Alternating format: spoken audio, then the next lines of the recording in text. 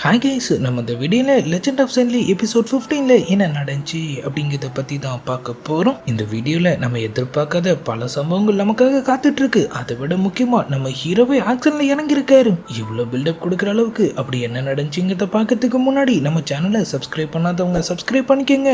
அப்படியே மறக்காம பக்கத்தில் உள்ள பெல் ஐக்கானையும் கிளிக் பண்ணிக்கோங்க. ஃபர்ஸ்ட் எடுத்த உடனே ஒரு பெரிய பள்ளத்தாக்கு தான் காட்டுறாங்க. நம்ம எர்த்தி மோட்டல் ரொம்ப காலத்துக்கு முன்னாடி இங்கே ஒரு ஏன்ஷியன் மான்ஸ்டர் வாழ்ந்துட்டு இருந்துச்சு. அதை பார்த்து நாங்கள் ரொம்பவே பயந்தோம். ஆனால் அது ரொம்ப நல்ல மான்ஸ்டருங்கிறது எங்களுக்கு அப்புறமா தான் தெரிஞ்சிச்சு. நாங்களும் அது கூட ஃப்ரெண்ட் ஆயிட்டோம். ஆனால் இந்த இடத்த எதுக்காக அவங்க எங்களை அடைச்சு வைக்க செலக்ட் பண்ணியிருக்காங்கன்னு சொல்லி ஆள் அப்படியே முழிச்சிட்டு இருக்கேன். நம்ம ஹீரோவும் டக்குன்னு அப்படியே அவரோட பவரை யூஸ் பண்றாரு. ஒரு ஸ்டிக் மாதிரி ஏதோ ஒன்று வருது. ஆள் அதை அப்படியே அனுப்பி வைக்க அது ஒரு ஹியூமன் ஃபார்முக்கு மாறிட்டு அங்க இருந்த காட்ஸ் கிட்ட அவனுங்க மாதிரியே அப்படியே போகுது. அவனும் என்னாச்சுன்னு கேட்க ஆள் டக்குன்னு அவர் அட்டாக் பண்ணிடுறான். ஒன்னொருத்த அவனை அடிச்சு காலி பண்ண அந்த ஸ்டிக்கும் திரும்ப பழைய மாதிரி மாறிட்டு அவனையும் போட்டு தள்ளிடுது. நம்ம எர்த்தி மோட்டல் அவனுங்களாம் மோசமானவனுங்க, ஜாக்கிரதைன்னு சொல்ல நம்ம ஹீரோயின் நீங்க அவனுங்களை பத்தி தான் கவலை பண்ணுன்னு சொல்றாங்க. நம்மளும் லைட்டா ஒரு சிரிப்பு போட்டுட்டு அப்படியே ஒரு கட்டை அங்க வர வச்சு நம்ம எர்த்தி மோட்டல் கையில தராரு. இது உங்களை பாதுகாக்கும்னு சொல்லிட்டு அவங்க ரெண்டு பேரும் அப்படியே அங்கிருந்து கிளம்ப நேரா அங்கிருந்த அந்த லேக் கிட்ட தான் வராங்க. நம்மளும் நீங்க தண்ணியில விழாம நான் பாத்துக்கிறேன்னு சொல்ல அதெல்லாம் ஒன்றும் தேவையில்லைன்னு சொல்லிட்டு நம்ம ஹீரோயின் அப்படியே அங்கிருந்த அந்த படகுல ஏறுறாங்க. நம்மளும் லைட்டா அவரு பவர் யூஸ் பண்ண அவங்க டக்குன்னு ஸ்லிப் ஆக போறாங்க. பார்த்து திடீர்னு எங்கேருந்து இவ்வளவு காத்து வந்துச்சுன்னு ஒண்ணுமே புரியலையே. யோ ஏன்ஷியன் கார்டு பயங்கரமான ஆலியானிங்கிற மாதிரி தான் நமக்கே இருக்கும். நம்ம ஹீரோயினும் சரி போய் தொலைன்னு சொல்லிட்டு அவங்க அப்படியே நின்றுட்டு இருக்கேன். இந்த பக்கம் கொடூரமா ஒரு கேங் அவங்க கிட்ட மாட்டின அந்த எர்த்தி மோட்டலோட பவர்ஸ் எல்லாம் அப்படியே அப்சர்வ் பண்ணி ஏதோ ஒரு டிவைஸ்ல கலெக்ட் பண்ணிட்டு இருக்கானுங்க.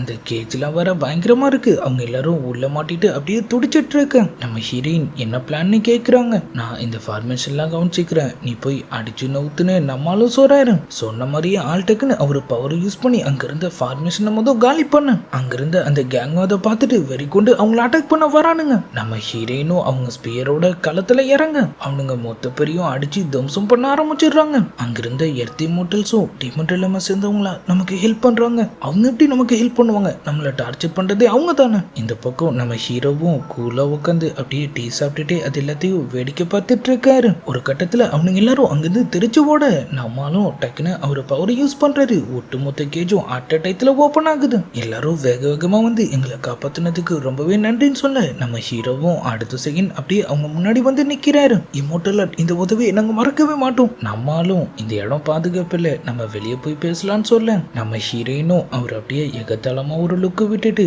சண்டை போட்டதுன்னா தேங்க்ஸ் உங்களுக்கான்னு சொல்லிட்டு அப்படியே அங்கிருந்து கிளம்ப அப்படியே அந்த இம்மோட்டல்ஸ் கிட்ட உங்க கிளானோட மற்ற மெம்பர்ஸ்லாம் எங்க இருக்காங்கன்னு கேக்குறாங்க. உன்ன மாதிரி ஒரு டீமன் இல்லாம சேர்ந்தவளுக்கு நாங்க இதுக்காக பதில் சொல்லணும். அங்க இருந்தவங்களாம் அவங்க தானே நமக்கு ஹெல்ப் பண்ணாங்க, அவங்க மேல கோவப்படாதன்னு சொல்றாங்க. ஆனா ஆள் கேட்க மாட்டோம். இது எல்லாத்துக்குமே டீமன் இல்லாம சேர்ந்தவங்க தான் காரணம். நம்ம ஹீரோயினும் இங்க நடக்கிறதுக்கும் எங்களுக்கும் எந்த சம்பந்தமும் இல்லைன்னு சொல்றாங்க. நீ சொன்னா நாங்க நம்பிடுவோமா? டீமன் இல்லாம சேர்ந்து எல்லாருமே ரத்த வெறி புடிச்சுதான் அலையிறீங்க. எப்ப என்ன செஞ்சு இந்த உலகத்தை அழிக்கலாங்கிறத உங்களோட எண்ணமே. உங்க லாடு அதை விட மோசமானவான்னு சொல்ல நம்ம ஹீரோயினும் டக்குன்னு டென்ஷன் ஆயிடுறாங்க. நம்ம ஹீரோவும் அவங்கள பொறுமையா இருக்க சொல்றாரு. நாங்க பண்ணாத தப்புக்காக இவ எங்க மேல பழி போட்டுட்டு இருக்கோம். அதான் நாங்க தான் இது எல்லாத்தையும் பண்றோம்னு இவ முடிவே பண்ணிட்டானே, அப்புறம் இதுக்காக நாங்க சும்மா இருக்கணும். நிஜமாவே அந்த தப்ப பண்ணில நான் முடிவு பண்ணிட்டேன், சாவுடான்னு சொல்லிட்டு அவங்க அப்படியே அவரு கழுத்தை முறிக்க ஆரம்பிக்கும். நம்ம ஹீரோ நீ அவனை கொன்னினா அது நிலைமையை இன்னும் தான் மோசமாக்கும். லைட்டா யோசிச்சுட்டு அவங்களும் அவனை பறக்க விட்டுட்டு அப்படியே அங்கிருந்து கிளம்ப நம்மளும் நான் கொஞ்ச நாளா டிமண்ட் இல்லாமல தான் இருக்கேன். நம்ம நினைக்கிற மாதிரி அவங்களாம் கிடையாது. அவங்க எல்லாரும் ரொம்பவே நல்லவங்க. ஸ்பிரிச்சுவல் பவர்ஸை யாரோ சில பேர் தப்பா பயன்படுத்தி நமக்கும் டிமண்டலம்க்கு நடுவுல பிரச்சனையை உருவாக்க நினைக்கிறாங்கன்னு ஆள் சொல்ல அவங்களும் அவரு சொல்ல வர விஷயத்த புரிஞ்சுக்கிறாங்க. என்ன இருந்தாலும் அவ பண்ணது தப்பு தான், அவளுக்காக நான் மன்னிப்பு கேட்டுக்கிறேன்னு சொல்லி நம்ம ஹீரோயினுக்காகவும் ஆள் அவங்க கிட்ட இறங்கி பேச பேச்சுவார்த்தையெல்லாம் முடிச்சுட்டு அவர் அப்படியே இப்ப திரும்ப அவங்கள பார்க்க வராரு. அவங்க ஆளுங்க சவுத்து நோக்கி தான் போயிருக்கதா அவங்க சொன்னாங்க. ஆனா நம்ம ஹீரோயினுக்கு ஒண்ணுமோ கோவம் குறையில. இது உங்க இம்மோட்டல் ரிலம் பிரச்சனை தானே, நீங்களே இதை பாத்துக்கோங்க, நான் ஜென்சி சிட்டிக்கு போறேன்னு சொல்லிட்டு அவங்க அப்படியே அங்க கிளம்பு. நம்மளும் அவங்க பின்னாடியே வந்துட்டு இருக்காரு. நான் என்ன பண்றது, ஜென்சி சிட்டியும் சவுத்துல தான் இருக்கு, நானும் அங்கதானே போகணும். பாதி வழியிலேயே அவங்க ஒரு இடத்தையும் பாக்குறாங்க. நம்மளும் உனக்கு பசிக்குதான்னு கேட்க நம்ம ஹீரோயின் இல்லைன்னு சொல்றாங்க. ஆனா அவரு லைட்டா ஸ்மைல் பண்ணிட்டு அங்க ஒரு கடை இருக்கு, உனக்கு ஓகேனா நான் உனக்காக சமைக்கிறேன். என்ன இருந்தாலும் அவங்களும் ஜிங்கினோட சமையல ரொம்பவே மிஸ் பண்ணி இருந்திருப்பாங்க.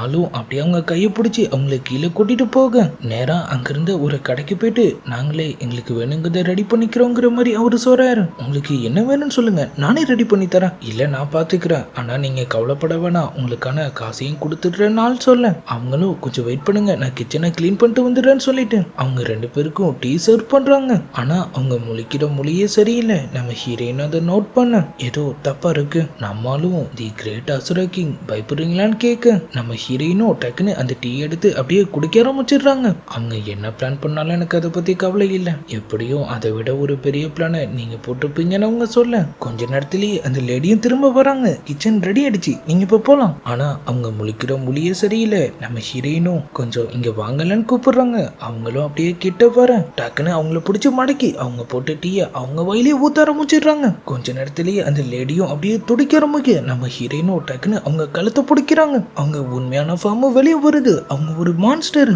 சைட்லேருந்து இன்னொருத்தவங்களும் என் அம்மாவை எதுவும் பண்ணிடாதீங்கன்னு சொல்லிட்டு ஓடி வர டக்குன்னு கால் ஸ்லிப் ஆகி கீழே விழுந்துடுறாங்க. அவங்க பார்க்க அச்சசல் அப்படியே நம்ம சியோஹி மாதிரியே இருக்க நம்ம ஹீரோயினும் ஃபர்ஸ்ட் அவங்க தான் நினைக்கிறாங்க. ஆனா அவ தான் அப்பவே செத்துட்டாளேன்னு சொல்லிட்டு நீ யாருன்னு கேட்க என் பேரு ஜிங்ஸி. நம்மளும் என்ன தைரியம் தான் உங்க பவர்ஸை யூஸ் பண்ணி மக்களை காயப்படுத்துவீங்க, மவுண்டன் ஸ்பிரிட்டோ எர்த்தி மோட்டலோ உங்களை கேள்வி கேட்பாங்கன்னு பயம் இல்லையான்னு ஆள் கேட்க ஆனா அவங்களதான் எப்பயோ பிடிச்சிட்டு போயிட்டாங்களே. நம்மளும் என்ன நடந்துச்சுன்னு கேட்கிறாரு. மவுண்டன் ஸ்பிரிட்டும் எர்த் ஸ்பிரிட்டும் ரொம்ப நாளா இங்க ஆளே காணும். அதுக்கப்புறம் தான் ஃபாரஸ்ட்ல இருந்த சில மான்ஸ்டர்ஸ் மூலியமா எங்களுக்கு தெரிய வந்துச்சு, அவங்கள ஃபெங்ஸின்ங்கிற ஒரு செக்டரை சேர்ந்தவங்க பிடிச்சிட்டு போயிட்டாங்களாம். இதே பேரை தான் நம்ம எர்த்தி மோட்டலும் சொல்லி இருந்திருப்பாரு. நம்ம ஹீரோனுக்கு ஒண்ணுமே புரியல. அந்த செக்டரை இப்பதான் உருவானதா அவர் சொன்னாரு. அதுக்குள்ள இமோட்டல் ஸ்பிரிட்ஸ் பிடிக்கிற அளவுக்கு அவங்களுக்கு எப்படி பவர் கிடைச்சிச்சு? அவங்க கிட்ட ஸ்பிரிச்சுவல் பவர்ஸ் வேற இருக்கு. இவங்க சாதாரணமா மக்களை மயக்கமாக்கி அவங்க கிட்ட திருட தான் செஞ்சிருந்திருப்பாங்க. அதனால நம்மளால அவங்கள கண்டுக்காம நம்ம உடனே ஜிங்ஸி சிட்டி கிளம்பி ஆக்கணும். நம்ம சியோஹி என்னையும் உங்க கூட கூட்டு போக முடியுமா? என் அப்பாவும் என் பிரதரும் அங்க இருக்காங்க, நான் உங்களை பார்க்கணும்னு சொல்ல நம்ம ஹீரோ ஆனா அந்த இடம் ஃபுல்லா பாய்சனஸ் கேஸ் பரவி இருக்குன்னு சொல்றாரு. நம்ம ஹீரோயின் பிரச்சனை இல்லை, உங்க ஸ்பெல்ல மேல யூஸ் பண்ணுங்கன்னு சொல்லிட்டு அவங்க பட்டுக்கும் அப்படியே அங்கிருந்து கிளம்ப. நம்ம ஹீரோயின் சொன்னதுக்கு அப்புறம் மறுபேச்சே இல்ல. நம்மளும் அதே மாதிரி ஒரு ஸ்பெல்லை யூஸ் பண்ணி அவங்கள அப்படியே அங்கிருந்து கூட்டிட்டு போறாரு. இப்ப நேரா ஜின்சி சிட்டி. அந்த இடமே பார்க்கவே ரொம்ப பயங்கரமா இருக்கு. நம்ம ஹீரோயின் எனக்கு ஏன் இப்ப நான் ஹூட்டின் பாய்ஸ் கிட்ட இருக்கிற மாதிரி ஃபீல் ஆகுது. அதே பாய்சனஸ் கேஸ் தான் இங்கேயும் பரவி இருக்கு போல. அவங்களும் என்னன்னு சொல்லி அப்படியே உள்ள போய் பாக்குறாங்க. அந்த இடமே ரொம்ப மோசமா இருக்கு. மக்கள்லாம் அங்கங்க இறந்து போய் கிடக்காங்க. ஒரு பையன் அவங்க அம்மா கிட்ட இது மட்டும் சாப்பிட்டீங்கன்னா உங்களுக்கு சரியாயிடும், சாப்பிடுங்க சாப்பிடுங்கன்னு சொல்லி கத்திட்டு இருக்கு. நம்ம ஹீரோவும் அப்படி அங்க போய் பாக்குறாரு. அந்த சாப்பாட்டுல ஸ்பிரிச்சுவல் எனர்ஜி இருக்கு. ஆளும் அவங்க மேல லைட்டா ஒரு பவர்ஸை யூஸ் பண்ண அந்த பையன் அவங்க கூட சண்டைக்கு வந்துடுறான். நம்ம ஹீரோயினும் அவரு உனக்கு ஹெல்ப் பண்ணதான் ட்ரை பண்றாரு, எனக்கு உங்க யார் ஹெல்ப்பும் தேவையில்ல, நான் எங்க இமோட்டல் ஆட மட்டும் தான் நம்புவேன், அதை கொடுங்க. நம்ம ஹீரோவோட பவர்ஸால அவன் அம்மாவும் சரியாயிடுறாங்க. நம்மளும் இதை திரும்ப தரேன், ஆனா நீ சொல்ற இமோட்டல் ஆடு எங்க இருக்கான்னு நீ சொல்லணும்னு ஆள் சொல்ல அந்த பையனும் வெஸ்டர்ன் அகாடமியில தான் அவர் இருக்காருன்னு சொல்லி கையை காட்டுறான். நம்ம ஹீரோயினும் அந்த இடம் மட்டும் அடக்கான மாதிரி தெரியலன்னு சொல்ல அவங்களும் அப்படியே நேரா அங்கதான் போயிட்டு இருக்காங்க. திடீர்னு பார்த்தா வழியில ஒருத்தன் ஓடி வரான். நம்ம சியோஹி பயந்து போய் அவன் மண்டையிலேயே ஒண்ணு வைக்க யாரான்னு பார்த்தா நம்ம போறாங்க. செல்லி இங்க என்ன பண்ற? ஆனா நம்ம ஹீரோயின் யாரா நீன்னு கேக்குறாங்க. என்ன தெரியல, நான் தான் அல்லாட் போறாங்க. அவரு தான் அங்க இருக்கிற மக்களுக்கெல்லாம் ஹெல்ப் பண்ணிட்டு இருக்காரு போல. நம்ம ஹீரோவும் சூப்பர்னு அவருக்கு ஒரு தம்ஸ் அப் கொடுக்க நம்ம ஹீரோயினும் சரி நல்லா தானே இருக்க, வழியை விட எங்களுக்கு வேலை இருக்குன்னு சொல்லிட்டு கிளம்ப போறாங்க. நம்ம போறாங்க. நான் ஜின்சி சிட்டில பாய்சன் அட்டாக் இருக்குன்னு தெரிஞ்சு இங்க வந்து உங்களுக்கு ஹெல்ப் பண்ண எவ்வளவு கஷ்டப்பட்டு இருக்கேன்னு தெரியுமா? ஆல் ஃபர்ஸ்ட் அவர் எல்லா பிரச்சனையில இருந்தும் தப்பிக்க ட்ரை பண்ணது. ஆனா ஜிங்ஸி சிட்டிக்கு வந்ததுக்கு அப்புறம் அந்த இடத்தோட நிலைமை அங்கிருந்த மக்கள்லாம் கஷ்டப்பட்டு இருக்கத பார்த்த உடனே அவரும் மனசு கேட்காம அங்க இருந்தவங்களுக்கு அப்படியே ஹெல்ப் பண்ண ட்ரை பண்றாரு. அச்சோ, பியூரிஃபிகேஷன் ஸ்பெல் எப்படி ஆரம்பிக்குன்னு மறந்துட்டேனே. எப்படியோ அதையும் கண்டுபிடிச்சு அங்க இருந்த ஒரு பையனை காப்பாத்த ஆள் அதே ஸ்பெல்லை யூஸ் பண்ணி அந்த சிட்டியும் அப்படியே கிளீன் பண்றாரு. ஆனா அடுத்த நாளே அது திரும்ப பழைய நிலைமைக்கு வந்துடுது. இங்க ஏதோ பெருசா தப்பா இருக்குங்கிறத நான் அப்பதான் புரிஞ்சுக்கிட்டேன். அதான் இந்த அகாடமியை சுத்தி ஒரு பேரியரை நான் கிரியேட் பண்ணேன். என்னால முடிஞ்ச அளவுக்கு மக்களை காப்பாத்தி இங்க பாதுகாப்பா பார்த்துட்டு இருக்கேன்னு ஆள் சொல்ல நம்ம ஹீரோயின் அதை கேட்டு சந்தோஷப்படுவாங்கன்னு நினைச்சா இங்கதான் நிலைமை மோசமா இருக்குன்னு தெரியுதுல, அப்புறம் அதுக்காக அது இமோட்டல் ரிலம்ல ரிப்போர்ட் பண்ணல. ரிப்போர்ட் பண்ணா உன்னை தூக்கிட்டு போயிடுவாங்களோன்னு உனக்கு பயம். நீ சரியான சுயநலவாதி, உன்னால தனியா இந்த இடத்த காப்பாத்திட முடியும் நினைச்சேன்னு சொல்லிட்டு அவங்களாம் ஒரு பார்த்து நக்கலா சிரிக்கிறாங்க. நம்ம சியோஹி டக்குன்னு முன்னாடி வந்து இமோட்டல் ஆர்ட் இங்க ஒரு கல்டிவேட்டரையும் அவரோட ஸ்டூடெண்ட்டையும் நீங்க பாத்தீங்களா? நம்மளும் அப்படியே மன்மதனா மாறிடுறாரு. உன் கையை கூட நான் ஒன்னு அவங்க கிட்ட கூட்டிட்டு போறேன்னு சொல்ல நம்ம ஹீரோயின் கூட்டிட்டு போடான்னு சொல்லிட்டு டக்குன்னு அவரு கையை பிடிச்சி அப்படியே முறிக்க ஆரம்பிச்சிடுறாங்க. நம்மளும் விடு விடுன்னு சொல்லி கதற ஆரம்பிக்க நீ தானே கையை பிடிச்ச கூட்டிட்டு போறேன்னு சொன்னு சொல்லி நம்ம ஹீரோயினும் அவர் அப்படியே தர தரன்னு அங்கிருந்து இழுத்துட்டு போறாங்க. இதான் அந்த அகாடமி உள்ள நிறைய மக்கள் இருக்காங்க, அவங்க எல்லாருக்கும் நம்ம ஃபூராங் தான் கடவுள் மாதிரி. ஆளும் அவரு பவர்ஸை யூஸ் பண்ணி பாதிக்கப்பட்டவங்க எல்லாம் அப்படியே காப்பாத்திட்டு இருக்க. அங்க பார்த்தா நம்ம ஜியோஹி அப்போ ஜிங்கின்னு சொல்றாங்க. யாரான்னு பார்த்தா போன லைஃப்ல நம்ம கூச்சனா இருந்தவர் தான் இப்ப அங்க நின்னுட்டு இருக்காரு. அப்படியே உள்ள போய் பாக்குறாங்க. பார்த்தா போன லைஃப்ல அவரு பார்த்துட்டு இருந்த அவரோட ஒய்ஃப் இப்பயும் மயக்கமான நிலைமையில அங்க படுத்துட்டு இருக்காங்க. நம்ம ஹீரோயினுக்கு ஒண்ணுமே புரியல. அவங்க என்ன அவங்க லைஃப் ரிப்பீட் பண்ணிட்டு இருக்காங்களா? ஆனா நம்ம ஹீரோ இது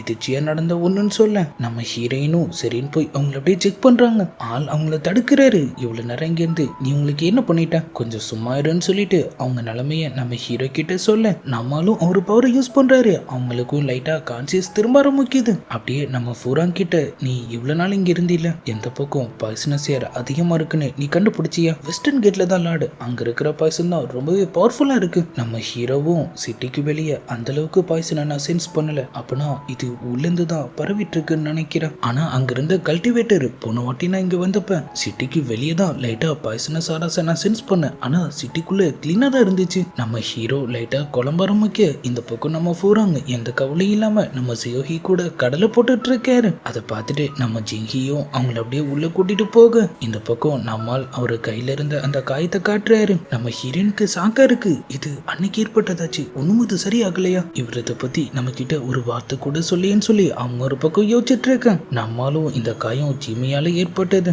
இந்த பாய்சனை ரொம்ப காலமா இன்ஹேல் பண்ணிட்டு இருந்தா அது கூட இதே மாதிரியே ஒரு அடையாளத்தை உருவாக்கலாம். அப்புறம் சில காலங்களுக்கு அப்புறம் அதுவும் அது வேலையை காட்ட ஆரம்பிக்கும்னு சொல்லி அவர் அதை பத்திலாம் அவங்க கிட்ட எடுத்து சொல்லிட்டு இருக்கேன். இந்த பக்கம் நம்ம ஜியோஹியும் அங்கிருந்த அந்த லேடியை அப்படியே பாக்குறாங்க. நம்ம ஜிங்கி வர அவங்க மேல ரொம்பவே கேரிங்கா இருக்கு. இது யாருன்னு அவங்க கேக்குறாங்க. அப்படியே எபிசோட் 15 முடியுது. இந்த எபிசோட் உண்மையிலேயே கொஞ்சம் விறுவிறுப்பா தான் போயிருக்கும்னு நினைக்கிறேன். நீங்களும் அதே மாதிரியே நினைச்சீங்கன்னா அதை மறக்காம கமெண்ட்ல சொல்லுங்க. முடிஞ்ச அளவுக்கு உங்க ஃப்ரெண்ட்ஸுக்கும் இந்த சீரீஸை ஷேர் பண்ணுங்க. இதுக்கப்புறம் என்ன நடந்துச்சுங்கிறதெல்லாம் நம்ம நாளைக்கான வீடியோவை பார்த்து தெரிஞ்சுக்கலாம். அது வரைக்கும் குட் பை.